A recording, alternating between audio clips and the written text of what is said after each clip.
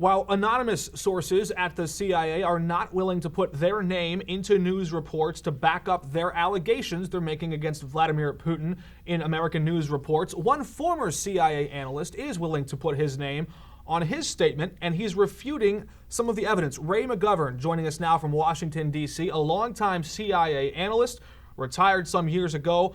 He used to prepare daily briefings for presidents from John F. Kennedy all the way up to the first President Bush. He now serves on a steering group of veteran intelligence professionals for sanity. And I think sanity is much needed here at this time. Ray, it's good to have you with us. First, I want to get into this article that you just published with some other authors. It says that U.S. intel vets, so veterans like yourself, are disputing these claims that Russia hacked the American election. What's the basis of your dispute of what you've seen so far? Well, we are veteran intelligence professionals for sanity, and there isn't enough sanity going around in Washington, D.C. I think there's something in the water. We formed ourselves to ride herd on our former colleagues so that they wouldn't dredge up fraudulent intelligence as they did before the attack on Iraq. Now, don't be deceived. That wasn't mistaken intelligence. That was out and out fraud.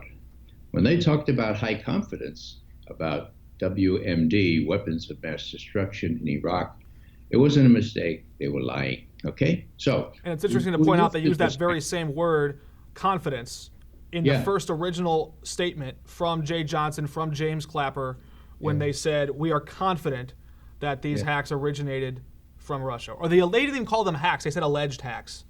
Well, you know, what we need to do here is to distinguish between a hack and a leak. Now, we are blessed in our movement with the highest technical expertise from the National Security Agency. They're the ones that do this kind of thing. So we asked Bill Binney, who was the technical director, would he draft this memorandum? And he did.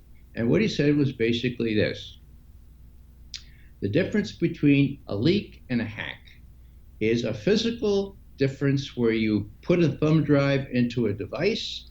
That's a leak. You get that thumb drive and you give it to somebody unauthorized, like Bradley Manning did, or Chelsea Manning, or like Ed Snowden did, okay? A hack is electronically hacked, okay? So there's a signature. And NSA has a vast capability of collecting all information on all emails. And that sounds ridiculous, but it's true. They can identify the sender, they can identify the recipient. And so what Bill Binney told us was, you know, if this were a hack, NSA would automatically know who sent it and how it got to the Russians or how it got to WikiLeaks. So they don't have that information, which means almost certainly it isn't there. And so we have this high confidence assumptions. We have this high confidence assessments. It's all BS. So, but there's a few technical questions though. So you're saying that hackers could not mask their identity from the NSA, that the NSA has some additional method of accuracy in identifying who's behind a hack in every case? The NSA has trace routes, okay? There are hundreds, there are actually thousands of them. They're built into the network, okay? And it is not possible for a message to be sent through the network without NSA knowing or being able to know the origin and the destination. Now that sounds really formidable, but when you think we sink $10 billion into NSA every year, that is their capability. These people are the ones that devised the system, and they're saying it's not a hack, it's a leak. And just to clarify, we reported maybe 2-3 months ago about a big structure in New York City. There are no windows, or it's a big, large concrete structure that houses fiber networks. You've heard the internet described as an information highway. Well, all of these highways, these routes come through one big patch. It's a fiber network, often referred to as a public switched telephone network, also the World Wide Web. A lot of this information all coming through actual physical devices and physical fiber wires, and this is where the NSA gathers their data. So they have the raw source, the original source from where this information came from, where it was headed, but can a hacker switch an IP address or use some version of trickery to deceive the NSA and throw them off their scent? Well, the answer I get from the experts is what needs to happen here is if the U.S. government has information that Russia was involved, and particularly if Putin was involved, they need to show that evidence because, in a word, they have it. They haven't shown it, and so they don't have it. Now, what is it? It's a leak. Now, what's a leak?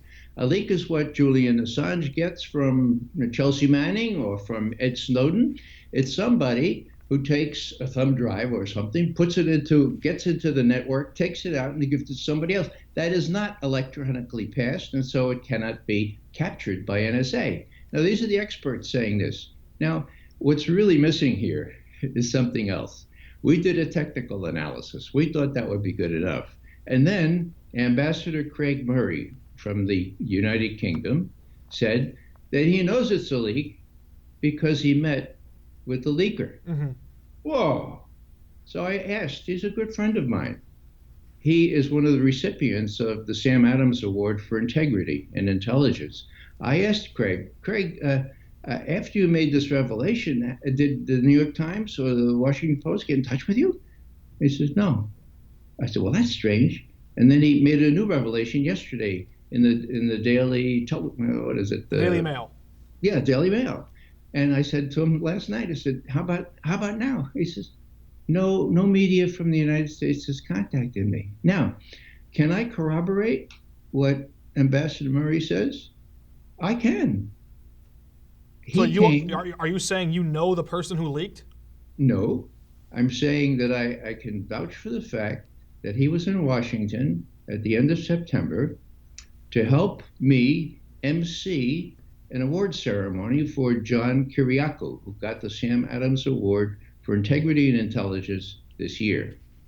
Now, the curious thing about this was that Craig did his job, and Craig is, he never passes up an opportunity to go out eating and drinking, and all of a sudden, I watched Craig walk backwards and sort of disappear behind a hillock near American University. And I said, that's strange. Maybe he's got some other friends to meet, but it was very strange he didn't say anything about it. We never saw him again during his visit.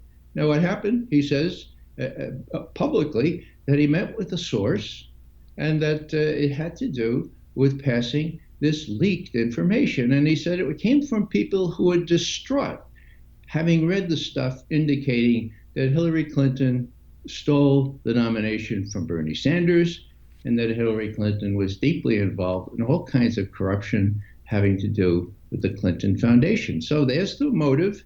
And all I can say is that I know Craig Murray very well. He had the integrity to quit from being ambassador in Uzbekistan when he protested. When he protested getting intelligence reports out of torture techniques by U.S. supervised Uzbeks. Mm-hmm. He protested to the Foreign Office, and they said, "Well, are British people doing it?" And he said, "No, just Americans." Well, so you've got a British ambassador. Just to boil all this down, you've got a British ambassador who is known and even awarded for his integrity, on the record saying he knows the source of the leak, not a hack, and he says this information was passed to WikiLeaks, and that there is no connection. That person, Craig Murray says, there's no connection from that person to a Russian agenda or to the Russian government. And so now we have, it's interesting, earlier in the week, NBC News said they reported that an anonymous source at the CIA, or this was the Washington Post, the Washington Post put out the first secret CIA report. Some anonymous source at the CIA said, we now have evidence that Russia did this with the intention to help Donald Trump win. Very next day, Reuters News Service, one of the most respected news gathering services that exist, 3 officials who are cleared to speak on behalf of the agency and the intelligence community say, no, we can't possibly reach that assessment. We could never know that. And so they distanced themselves from that. Less than 24 hours later, NBC News says, hang on, we have a foreign spy working for a foreign government, one of our allies, they said, wouldn't name them, wouldn't name the country they work for, but said that person has gathered new intelligence that links this disputed finding directly to Vladimir Putin. So we already have a weak story to begin with. And now some are calling on electors that meet next Monday to certify the final vote for President-elect Trump's victory. Some people are saying you should look at this foreign spy, take their word, this anonymous person from a foreign country, and use that information to help make a determination about the American election. How would that be any different than Russia or hackers trying to tilt the election, taking the word of some anonymous foreign spy? Well, we don't like anonymity. We stand by what we say. You know my name. I've told you Bill Binney's name. His chief lieutenant is Kurt Wiebe. These people have, Bill and Kurt, have a combination of 74 years of work at the National Security Agency. They know what they're talking about. They have no access to grind. So when they say it's a leak, it's very clear to me. And then when Ambassador Murray says, I know that I met with the leaker, and I know that he was there at the time he said he was, and I know that he disappeared walking backwards over, it's not really hard to put two to two together and say the United States government at the highest levels is speaking what the British call rubbish, what we in the Bronx say, it's a crock. Very interesting. And to ascribe motive would be hard to do. It would be speculation.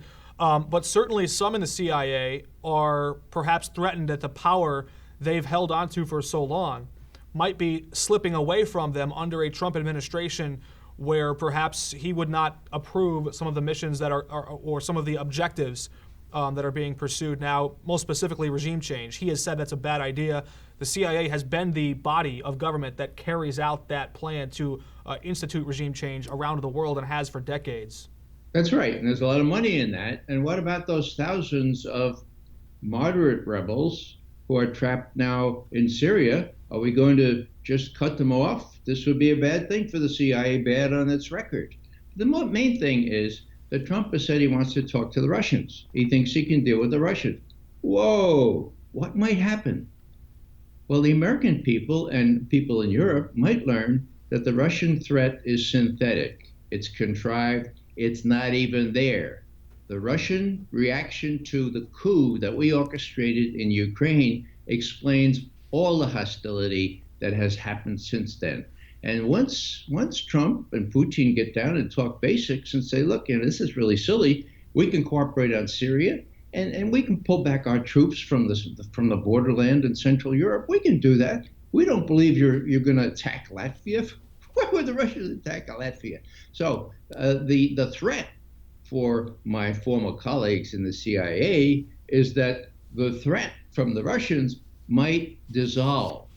And if that happens, the budget, it gets trimmed, and sure, it's a very profitable narrative. Very bad for business. A lot of American defense contractors are able to use the negotiating point when selling to their customers. Look here, the U.S. and Russia are on the brink of nuclear war. Things are going to get bad. You need to stock up now and buy these weapons. It's a big selling point, and we know that not by speculation, but because the executives at Northrop Grumman, at Boeing, at many of these companies go to their investors and say right there in public, this is the reason why we are expecting big profits this quarter. Get ready. We're going to do well. So this is their words on the record. This is not some blind guess. Before we let you go, there's been a lot of conversation about so-called fake news in the news recently. I just want to examine some of the information that you've revealed to us here right now and just go back over some of this. We have the CIA, whose job it is to plant misinformation in other foreign governments. We saw that with the Iran nuclear negotiations. CIA agents planted misinformation in the Iranian government. They're very effective at doing this. This agency is telling the Washington Post off the record, actually I should correct that. They're telling a senator off the record. Someone at the Senate is telling the Washington Post they heard through the grapevine that Vladimir Putin was doing this specifically to help Trump win. Now we have the anonymous grapevine, you know. Yeah, and just let me finish this. There's the anonymous grapevine, and then NBC News coming out 2 days later, and they're telling their viewers that they have a foreign spy who is corroborating that report, and this foreign spy, supposedly an ally of the U.S., although we do not know their country of origin, that foreign spy is saying they can link it directly to Putin. The NSA has been strangely silent when you're saying the NSA could corroborate or come out with evidence. And between all this time, your friend Craig Murray has come forward on the record and said he knows who this is, and NBC hasn't reached out to him?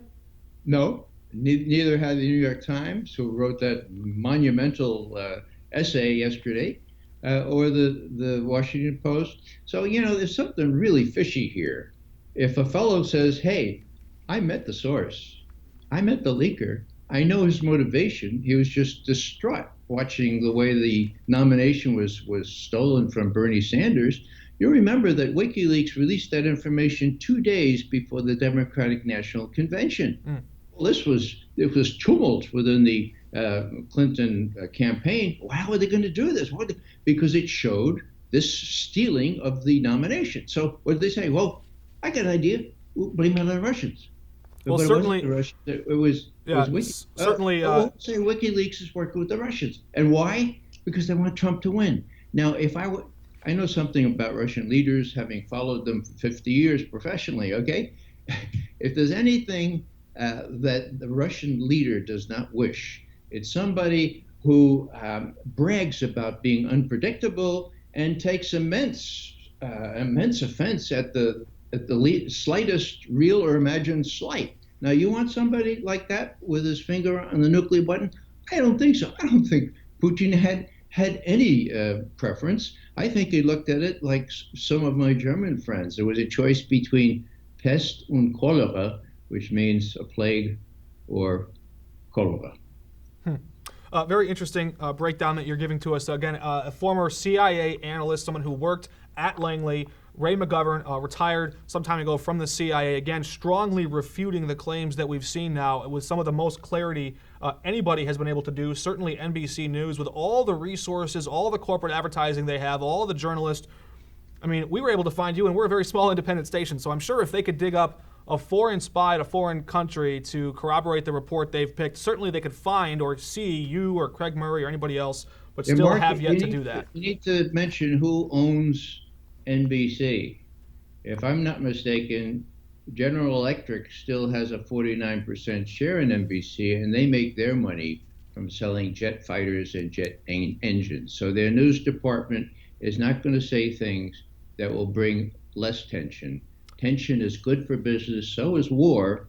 Peace, not so much. Yeah, and from 2009 to 2013, NBC was acquired in part by Comcast, but again, General Electric still does hold not a majority share, but a rather significant share of that company. And it sounds like you're connecting the dots that there's a financial motive in keeping this part of the narrative out of the news. Very interesting analysis from an analyst who used to work at the CIA. Ray McGovern, thanks so much. You're most welcome, Mark.